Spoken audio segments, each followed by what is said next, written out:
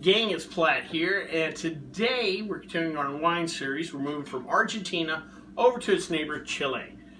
Chile is the 9th largest producer of wine in the world and is the 5th largest exporter, so it's definitely an important country in the world of wine. Chile, like its neighbor Argentina, has its wine history, wine industry tied into the Spanish and the Spanish conquerors back in medieval times. In 1554, Vinus vinifera was introduced into Chile by the Spanish conquistadors. The conquistadors planted a grape that was referred to as just a common black grape. It was something that they had also planted in Peru and Mexico, their other conquered territories. That particular grape was the ancestor to a grape known now as Pais. In 1641, the Spanish tried to block the sale or the exportation of Chilean wines. The Spanish would create vineyards in their territories and what have you, but it's more just for consumption for the troops, religious ceremonies, but it was not meant to get out to the international wine market. They didn't want competition for their wines. But the Chilean people kind of pushed back, and some of it got bootlegged out into the marketplace, and then some of the excess wine was turned into pisco, which is a unaged brandy, and something I'll probably end up doing a video on somewhere down the line. By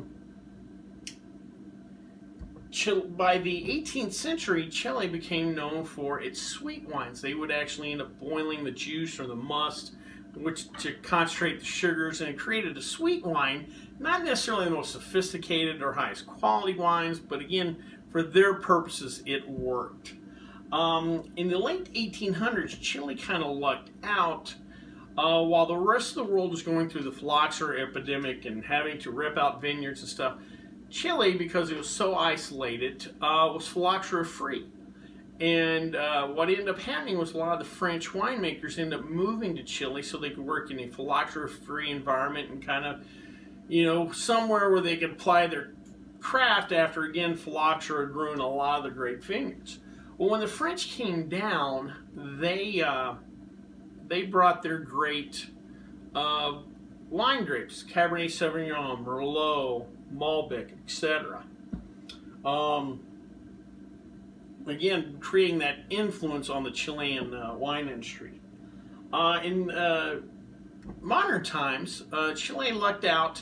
In the 1980s, 1990s, their economy stabilized, unlike their neighbor in Argentina. And because of that, they were able to start investing in their wine industry, getting foreign investment in their wine industry, and it really started to take off. In 1995, there was only about a dozen wineries at the time, but by 2005, there's over 70 vineyards, and now there's a ton more, and it's really been rapidly growing ever since.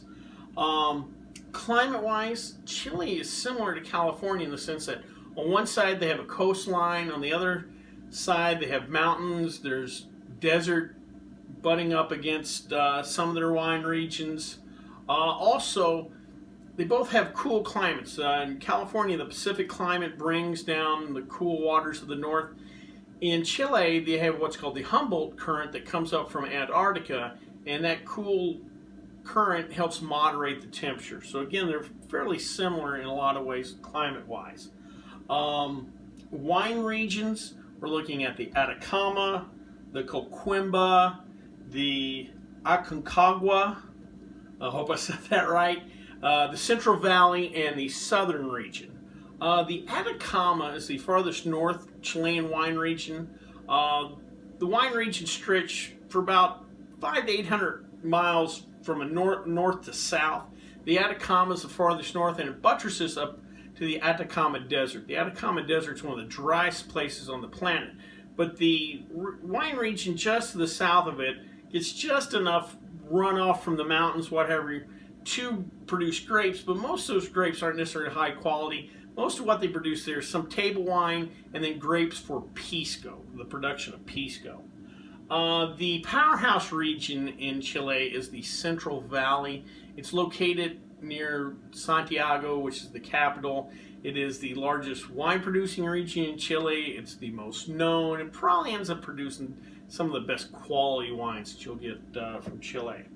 As far as the grapes, great grapes of Chile go, reds, we're looking at Pais, which for years and years and years was the most grown grape in Chile.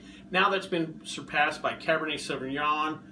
There's Merlot, Malbec, and a grape called Carmenere. I earlier did a video on Carmenere, and it has an interesting story with Chile. When it was brought to Chile from the French during the phylloxera epidemic, it got there and it was actually mislabeled. They thought they were planting Merlot. And for years and years and years, they made Merlot from these vines, and they thought they were just making bad Merlot. And it wasn't until the 1990s that a French viticulturist came down and said, hey guys, you have Carmenere, not Merlot. And you're not letting it ripen properly. So today, they have plenty of Carmenere, and they're producing quality Carmenere down there, which is nice. Whites generally are the classic French grapes: Chardonnay, Sauvignon Blanc, Semillon. Chile wine laws are similar to California, the New World, in the sense that they're more about regulating what's on the label and less telling what the vineyards to do. There's not any agricultural practices they're trying to push or what have you. For domestic Chilean wines, they follow the rule of 75. If it has a certain varietal on there, it's 75% varietal. If it says it's from a certain region, it's 75% from that region. Export wine from Chile follow the rule of 85, which we went over in Australia and New Zealand. If it says Cabernet, it's 85% Cabernet, or if it says, you know, a vintage year, whatever, it's 85% that. The particular wine we're going to try today is the Lucky Goat Cabernet Sauvignon. It's 2017, 30% alcohol by volume. This particular one is 100% Cabernet Sauvignon. This comes to us from the Errázuriz Oval Vineyard, hope I'm saying that right, from the Colchagua Valley. After that mouthful, let's give her a try.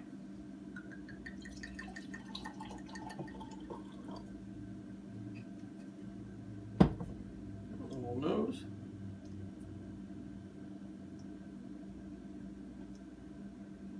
Alright, get a little dark fruit. Get a hint of almost like a dark tobacco kind of thing, leathery kind of vibe. Let me give her a try.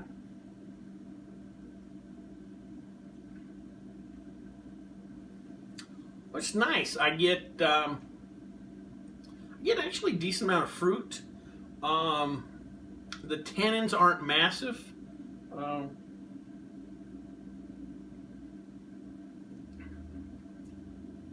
It's actually quite nice. There's enough little drying, little kind of bite to it. You know, the tannins, decent body, but not viscous in any way. I would say a pleasant Cabernet. You know, some Cabernets get real bold, real strong. This one is more on the pleasant side. I would almost, you know, lean it toward maybe the Malbec and Pinot Noir than your like big Zinfandel or whatever. Overall, pretty nice glass of wine. Well, I hope you liked this video. If you did, please subscribe down below. Also, please like the video because that tells YouTube we're putting out good content. If you have any questions, comments, or concerns, please leave them in the comment section, or you can always comment, or you can always contact me on the Twitter page. Well, until next time, bottoms up.